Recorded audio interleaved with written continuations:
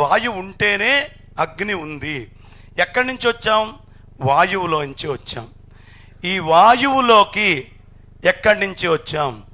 Space, ఖాళీ ఉంటేనే వాయువు యొక్క సంచారం ఉంటుంది. కాబట్టి స్పేస్లో నుంచి వచ్చాం. ఈ స్పేస్లో నుంచి వచ్చినటువంటి మనము ఇప్పటికీ చాలామంది నాస్తికులు అంటారు, అన్నీ కనుక్కున్న తర్వాత మీరు చెప్తుంటారండి, కనుక్కోకముందు మాకేది మీరు చెప్పరే, మేము కనుక్కున్నాక ఇది మా వేదంలో ఉంది అంటారు. అయ్యా, మీ ఫార్ములాస్లో ఎప్పుడు ఎక్కడ స్పేస్ని మెన్షన్ చెయ్యరు. ఓ కంటెంట్ చెప్తున్నారు, H2 చెప్తున్నారు, కానీ ఈ మాలిక్యూల్ స్పేస్ ఎప్పుడైనా మీ ఫార్ములేలో మీరు చెప్తున్నారా? అది కూడా చాలా ప్రధానము అని వేదం మనకి చాలా ప్రత్యేకంగా ఫార్ములాని కూడా చెప్తోంది. అది ఏమిటి స్పేస్ అంటే, పంచదార వేశాను నీళ్లల్లో, కాసేపు అయిన తర్వాత ఆ పంచదార కరగడం ఆగిపోయింది. ఆగిపోయింది ఎందుకు అంటే శాచురేషన్ వచ్చిందండి అంటాడు. Saturation is nothing but space. ఇంకొంచెం వేడి పెడితే సూపర్ శాచురేట్ అయింది అంటాడు. అంటే ఈ స్పేస్ ఏమిటి, ఎంత అనేది ఎక్కడ ఫార్ములేలో మనం చూపించట్లేదు, కానీ అది కూడా చూపించాలి. అది ఈ సృష్టి క్రమంలో స్పేస్ యొక్క ప్రాధాన్యత చాలా ఉంది అని ఈ ఫార్ములాలో ఇప్పుడు వేద మంత్రం చెప్తాను నేను, ఇది ఎక్కడి నుంచి వచ్చింది అనేది. దీంట్లో స్పేస్ యొక్క ప్రాధాన్యత చెప్పుకొస్తారు. అక్కడ ఈ స్పేస్ ఎక్కడి నుంచి వచ్చింది అంటే పరమాత్మ నుంచి వచ్చిందండి. అది నిర్గుణ నిరాకారమైంది. తస్మాద్వా ఏతస్మాద్ ఆత్మన ఆకాశ సంభూత ఆకాశాద్వాయు వాయోరగ్ని అగ్నేరాప అద్భ్యక్ పృథివీ పృథివ్యా ఓషధయ ఓషధీభ్యోన్నం అన్నాత్ పురుష. ఇది మొత్తము సృష్టిక్రమము. ఈ సృష్టిలో మొట్టమొదట వచ్చింది వేదం. బ్రహ్మదేవుణ్ణి సృష్టించిన తర్వాత ఆకాశము శబ్దానికి గుర్తండి. వాయువులో 2 లక్షణాలు ఉంటాయి. ఏమిటది? శబ్దంతో పాటు స్పర్శ అనే గుణం 2 వచ్చినాయి. అదే మీరు అగ్ని దగ్గరకు వచ్చేటప్పటికి ఆ అగ్ని దగ్గర మనకి శబ్దములో అంటే ఆకాశములో వాయువులో లేని కొత్త లక్షణం వస్తుంది, రూపం. అంతకుముందు ఆకాశాన్ని చూసిన వాడెవడు లేడు, వాయువుని చూసిన వాడెవడు లేడు, కానీ ఈ రెండిటి యొక్క సమ్మిళనమైనటువంటి రూపాన్ని అగ్నిలో చూస్తున్నాము. శబ్ద స్పర్శ రూపాలు ఇవి 3. ఇక 4వదైన జలం. జలంలోకి వచ్చేటప్పటికి పైన ఉన్న 3 లేనిది కొత్తది ఒకటి వస్తోంది. అదేమిటి? శబ్ద స్పర్శ రూప. ఏమండి, ఈ మంట చాలా రుచిగా ఉందండి, నాకి నేను తిన్నాను అని ఎవడు అనడు. ఎందుకంటే దాంట్లో రసము లేదు. రసం ఎక్కడ వచ్చింది? రుచి. అది జలం దగ్గరకు వచ్చేటప్పటికి రుచి వచ్చింది. ఈ జలము నుంచి భూమికి వచ్చేటప్పటికి 5 తత్వాలు కనిపించినాయి. ఇది మొత్తం స్పష్టంగా మనకు ఉపనిషత్తుల్లో చాలా విశేషంగా చెప్పబడ్డది. ఇప్పుడు నేను చెప్తోంది ఉపనిషత్ బాహ్యమైనటువంటి విషయం ఏది చెప్పట్లేదు. కాబట్టి ఈ ఉపనిషత్తుల్లో ఎక్కడి నుంచి వచ్చింది? మరి భూమికి ఉన్న 5 తత్వాలు ఏమిటి అంటే, భూమిలో శబ్దం ఉందండి, భూమి లోపల స్పర్శ ఉంది, భూమి లోపల భూమికి రూపము ఉందండి, భూమికి రుచి కూడా ఉంది. అదేవిధంగా నీళ్ళకి లేనిది ఏమిటి?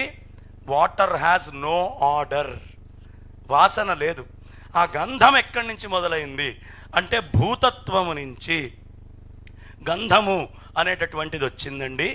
ఈ 5 కలిసి ఒక జీవస్వరూపంగా మారి ఈ 5 జీవం ఎక్కడి నుంచి వస్తోంది అంటే ఎంత అద్భుతంగా చెప్తారు అంటే, సూర్యనారాయణ మూర్తిని మీరు విష్ణుమూర్తిగానో పరమేశ్వరుడిగానో తీసుకోండి. అమ్మవారి విద్యను ఏమంటారండి? నవరాత్రులు వస్తున్నాయి రేపు మనకి, భాద్రపదం కాగానే అమ్మవారి విద్యని చంద్ర విద్య అని పిలుస్తాం. అమ్మవారి విద్య ఏమిటి? చంద్ర విద్య. సూర్యనారాయణమూర్తి నుంచి 1000 కిరణాలు భూమి మీదకి వస్తున్నాయి. ఈ 1000 కిరణాల్లో మెయిన్ 333 3 రకాలైనటువంటి శక్తులుగా సత్వ రజస్ తమో గుణాలుగా ఇది మారుతోంది. తమో గుణము ఆయనలో నుంచి వచ్చే తీక్షణమైనటువంటి కిరణాలు, ఉష్ణమైనటువంటి కిరణాలని 33 కోట్ల సమూహాలు దేవతలు అని చెప్తారే, ఈ 333 ఏదైతే ఉందో ఆ తత్వం ఏదైతే ఉందో ఈ 333 ఉష్ణకిరణాలు సూర్యుడి నుంచి భూమి మీదకి వస్తున్నాయి. ఇంకో ఆ 333 రూపాంకురం చెంది వాటిని వర్షకారక కిరణాలుగా మార్చుకుంటాయి. ఇది అన్ని సందర్భాల్లో రావు. బాగా వర్షం వచ్చే ముందు ఉక్కపోత వస్తుంది, ముందు బాగా విపరీతంగా. ఆ కిరణమే వేరు, చాలా ప్రత్యేకమైన కిరణం. సూర్యుడు కనిపించకపోయినా ఉక్కపోత విశేషంగా వస్తుంది. ఈ 333 అక్కడ ఉష్ణకారక కిరణాల నుంచి వర్షకారక కిరణాలుగా మారినాయి. ఇంకో 333 ఇప్పుడు నేను చెప్తోంది భవిష్య పురాణం అంటే. అందులో స్పష్టంగా సూర్యనారాయణమూర్తి గురించి చెప్పేటప్పుడు ఉంటుంది. ఈ మిగతా మూడో రకమైనటువంటి కిరణం, ఈ వర్షకారకం అంతా రజోగుణం, జీవాన్ని సృష్టి చేయడానికి వస్తుంది. మరి మూడోదైనటువంటిది ఆయన విభజించుకున్నది సత్వగుణమైనటువంటి కిరణం. చల్లటి కిరణాలు వస్తాయి సూర్యుడి నుంచి. మీలో ఎవరైనా సూర్యుడిలో చల్లటి కిరణాలు ఉన్నాయని మీ టెక్స్ట్ బుక్కుల్లో చదువుకున్నారా? సూర్యుడిలో నుంచి చల్లటి కిరణాలు వస్తాయి అని టెక్స్ట్ బుక్కుల్లో ఎక్కడైనా? ఆ 333 చంద్రుడి మీద పడి చంద్రుడి మీద నుంచి భూమికి శీతలమైనటువంటి కిరణాలుగా ఈ భూమి మీదకి వస్తున్నాయి. అవే అమృతమయమై స్థితి చేసేటటువంటి కిరణాలు. ఆ చంద్రుడి నుంచి వచ్చే అమృతత్వమైనటువంటి ఓషధులే అక్కడి నుంచి వస్తున్నాయి. సూర్యుడిని పుంభావంగా అమ్మవారి యొక్క చంద్ర విద్యను తీసుకుంటే ఈ జీవి చంద్రలోకానికి వెళ్ళి ఆ కిరణాల రూపంలో అక్కడి నుంచి ఈ మేఘాలలోకి వచ్చి ద్యులోకంలోకి చేరి నీళ్లల్లోకి వస్తుందట చంద్రుడి నుంచి ఈ ఓషధి శక్తి అంతా. ఈ జీవము చెట్టులో వెళ్ళి, చెట్టులో ఫోటోసింథసిస్ ఇదే కదా, ఆకాశము, వాయువు, అగ్ని, జలము, పృథ్వీ, వీటన్నిటినీ తీసుకొని ఫోటోసింథసిస్ ఫామ్ మొత్తము తీసుకొని చెట్టులో ఈ జీవుడు వస్తున్నాడు. ఇక్కడ వాడికి ఒక్కొక్క గుణము కూడా ఆపాదించబడుతున్నాయి. మనం వినగలుగుతున్నాం ఈ జీవులమందరం. కాబట్టి వాళ్ళలాగా జీవికి ఆత్మ ఉండదు, వేరే పశువులకి ఆత్మ ఉండదు అనేది అజ్ఞానం. జీవి ఏదైనా చెట్టు దగ్గరే మార్చబడుతుంది. ఆ చెట్టు మీద ఉన్నటువంటి ఆహారాన్ని మన తండ్రి తిన్నాడు కాబట్టి మానవ రూపం వచ్చింది. అదే చెట్టు మీద మనం ఉన్నప్పుడు ఏ ఎలకో, పందికొక్కో, పందో, ఏనుగో, కుక్కో తింటే ఆ రూపం మనకు వచ్చేది. మన జన్మాంతర కర్మలో ఇక్కడ రాసిపెట్టి ఉంది కాబట్టి ఇక్కడ తినబడ్డది. ఈ పురుషుడిచే తినబడి ఆ గర్భంలోకి వెళ్ళి అక్కడి నుంచి మాతృగర్భం. శివశక్తిలో మొహమాటస్తులు బాగానే ఉన్నారు, గట్టిగా.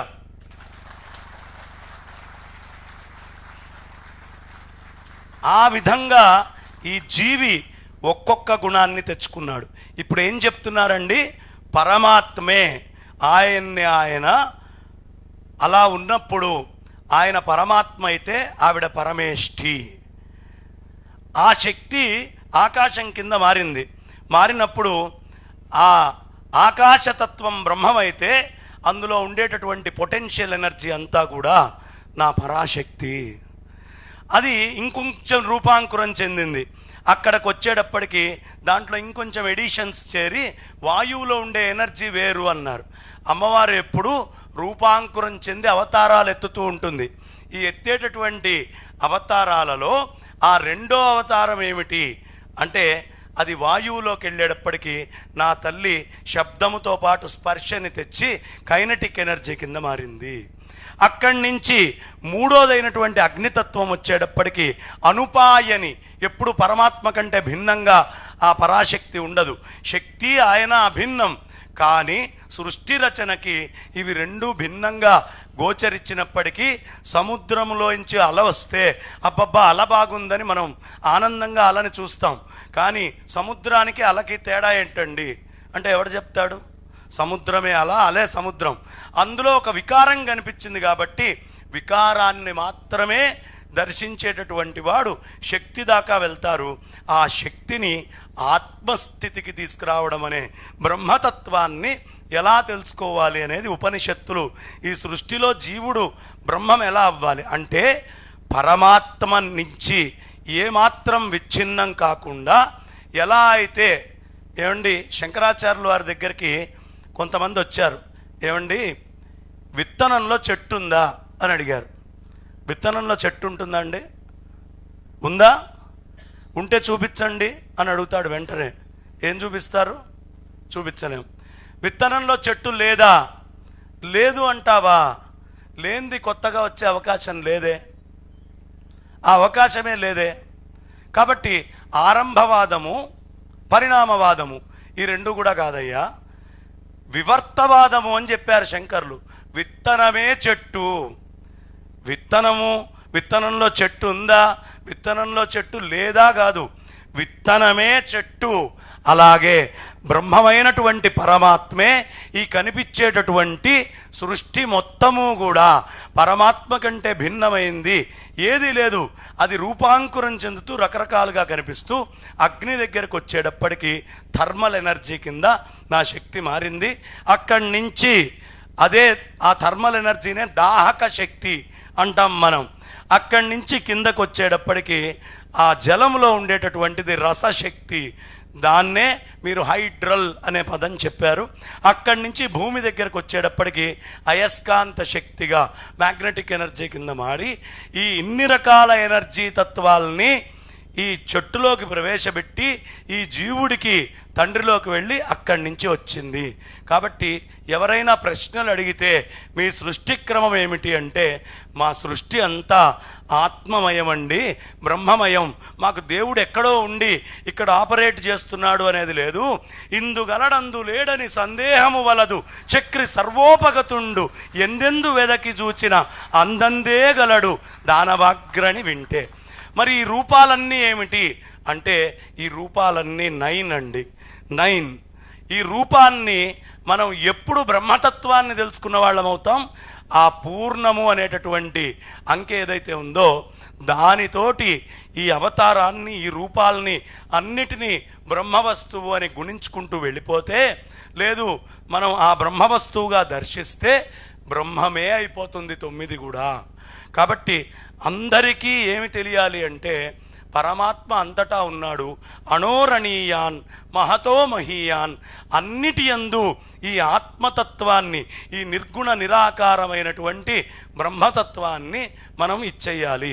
2 ఆకులు ఇచ్చాం, తమలపాకులు బయట ఉన్నాయి. ఎన్ని ఆకులు ఉన్నాయి? 2 ఉన్నాయి. ఆ 2 నేను తిన్నా. ఇప్పుడు తమలపాకులు ఉన్నాయా లేవా?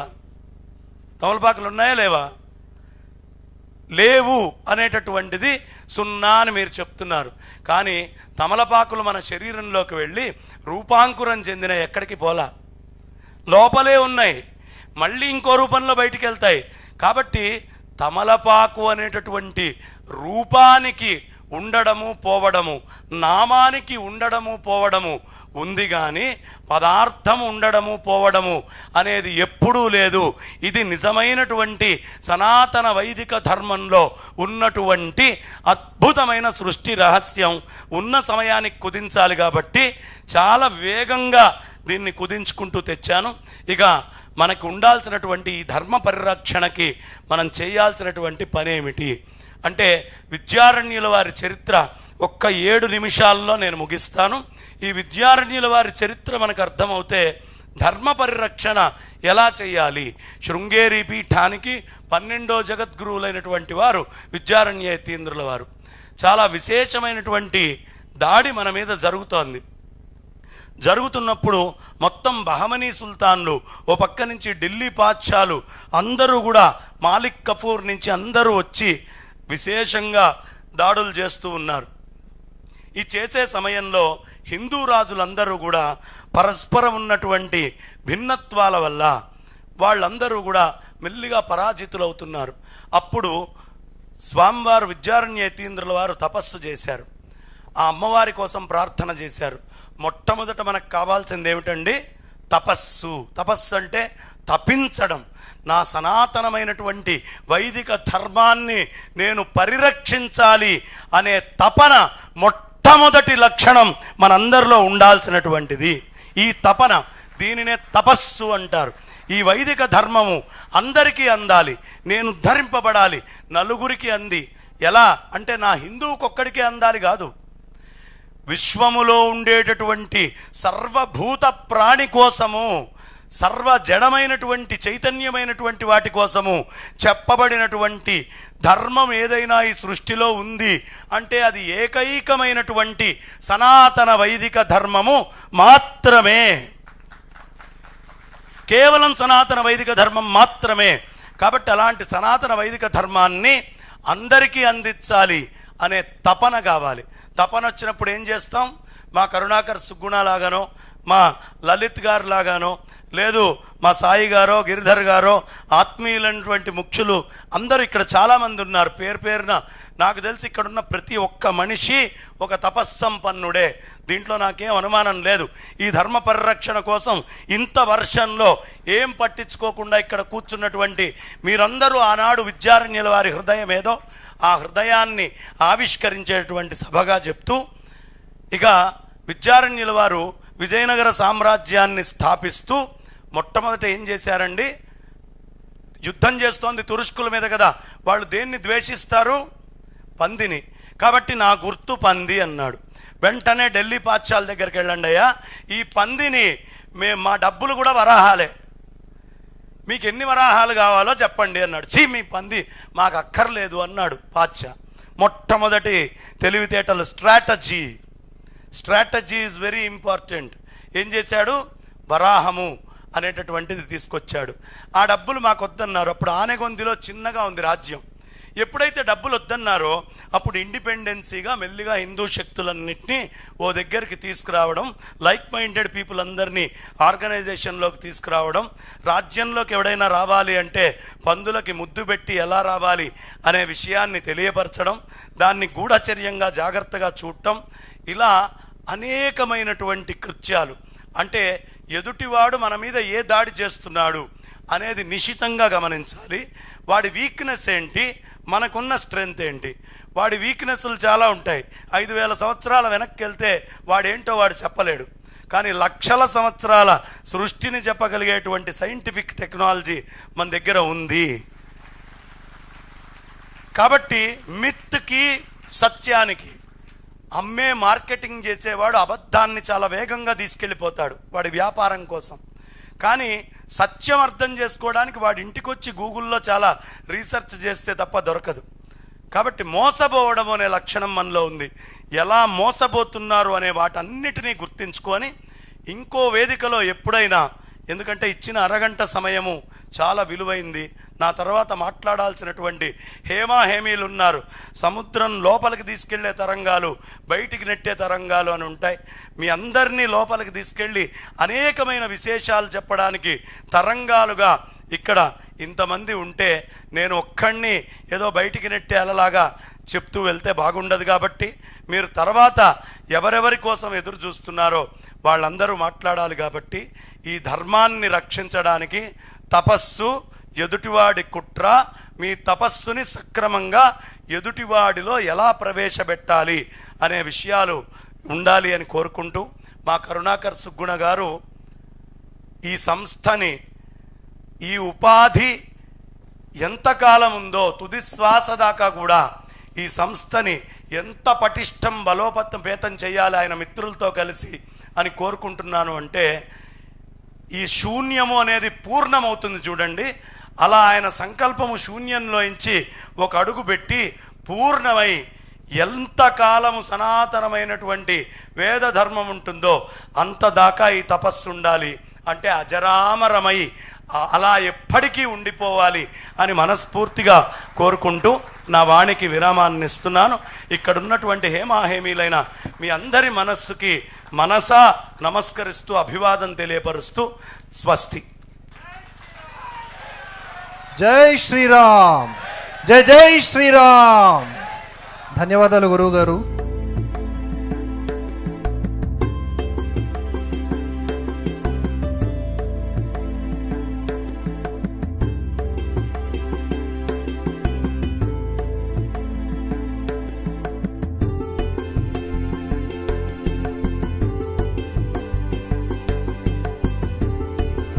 అమ్మా, ఈ సన్మానం ఇక్కడ నాకు కాదు, ఇవాళ కావాల్సింది మనందరికీ చక్కగా స్ఫూర్తిగా ఉంటూ ఈ ధర్మాన్ని ముందరికి తీసుకెళ్తున్న కరుణాకర్. కాబట్టి నా ప్రతినిధిగా, అంటే ఆయనకు చేస్తే నాకే చేసినట్టుగా ఏ బ్రహ్మ వస్తువుని అంతా చూడాలి అని చెప్తారో అలా నన్ను ఆయనలో చూసుకుంటూ ఆయనకి చేస్తే నాకు చేసినట్టుగా భావిస్తున్నా.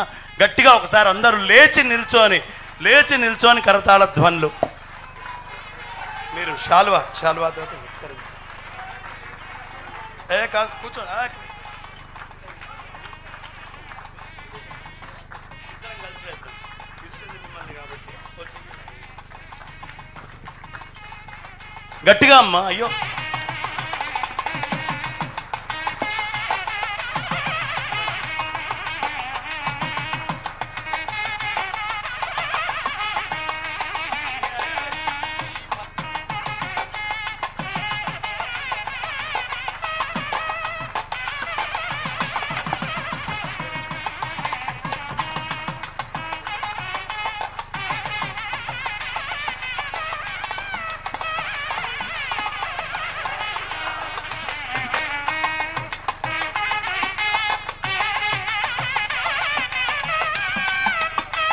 అందరికీ నమస్కారం. శ్రీ బంగారయ్య శర్మ గారు నేను కలిసి ఒక చారిత్రాత్మకమైనటువంటి ఒక వేదికలో భాగస్వామ్యం అవడం జరిగింది.